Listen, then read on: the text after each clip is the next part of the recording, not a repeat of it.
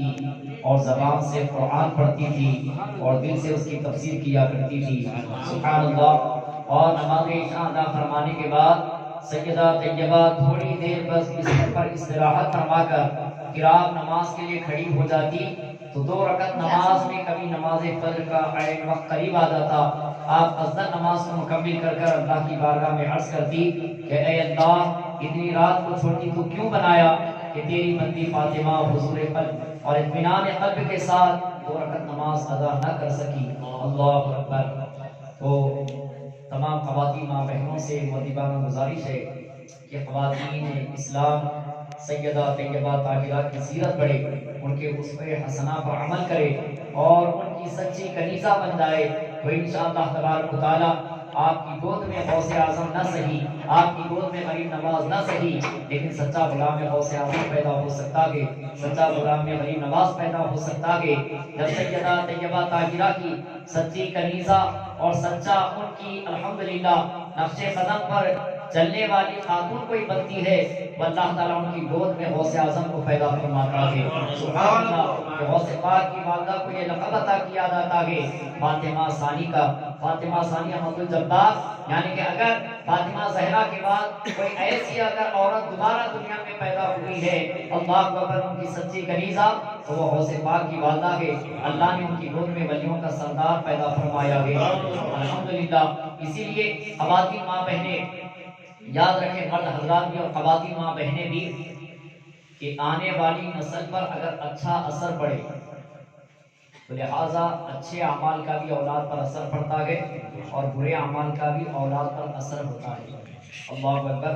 بالخصوص خواتین ماں بہنیں جب بچوں کو دودھ پلائے یا بچوں کی کم سنی کی عمر ہو تو خود لے کر کے انہیں نماز پڑھے اور بچوں کو ابتدائی عمر سے نماز الحمدللہ پڑھاتے رہے، خود بھی پڑھے تو انشاءاللہ تعالی آگے آپ دیکھیے کہ سیدہ کا یہ عمل کہ امام حسن امام حسین جھولے میں جبھی جاگتے آدھی رات کو تو کیا دیکھتے؟ والدہ نماز میں، اور مولا علی کو مسجد میں یعنی کہ آپ جا رہے تھے شہید کیا گیا، والد ایسے نمازی ہے، نانا مصطفیٰ دانی رحمت رات بھر کھڑے آپ کے پہلے اقدس میں ورم آتا تھا، ہم امت کے لیے اللہ کی بارگاہ میں قیام اللیل فرماتے۔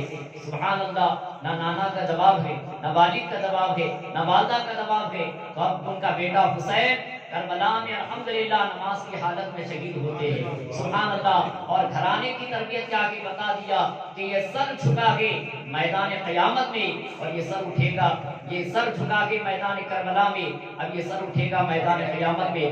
آپ نے ایسی نماز عشق ادا فرمائی ہے، ڈاکٹر اقبال کیا ہی خوب کہتے ہیں، نہ مسجد میں، نہ گھر میں، نہ بیت اللہ کی دیواروں کے سائے میں نماز عشق ادا ہوتی ہے شمشیروں کے سائے میں۔ یہ ایک سجدہ جسے تو گرا سمجھتا ہے، 1000 سجدوں سے دیتا ہے آدمی کو نجات، نہ کر کوئی بہانہ، پر نماز پنجگانہ، اسی میں ہے جنت تیری ورنہ دوزخ ہے ٹھکانہ۔ اللہ اکبر کبیرہ۔ اللہ تعالی ہم سب کو نماز کی توفیق رفیق عطا فرمائے۔ اور پیغام میں سن لیجیے، مولا علی فرماتے ہیں کہ 3 چیزوں کو کبھی بھی ترک مت کرو، نماز کی حفاظت، قرآن کی تلاوت، وضو پر مداوت، یعنی کہ وضو ٹوٹ گیا تو فوری وضو کر لیں، یعنی ہمیشہ باوضو رہے، تو وضو پر مداوت، نماز کی حفاظت، قرآن کی تلاوت۔ الحمدللہ اس سے فائدہ یہ ہوگا کہ قرآن سے عقل اچھی ہوتی ہے، قرآن سے عقل اچھی ہوتی ہے، اور وضو سے شکل اچھی ہوتی ہے، اور نماز سے نسل اچھی ہوتی ہے۔ تو انشاءاللہ تعالی عمل کریں گے۔ یہ لہذا مختصر انداز میں نے پیغام دیا ہے کہ محفل صدی ہے، کچھ تو میسج دیا جائے، اس لیے مولا کائنات کا میں نے فرمان سنایا ہے اور خاتون جنت کی مختصر سیرت آپ کے سامنے رکھی ہے۔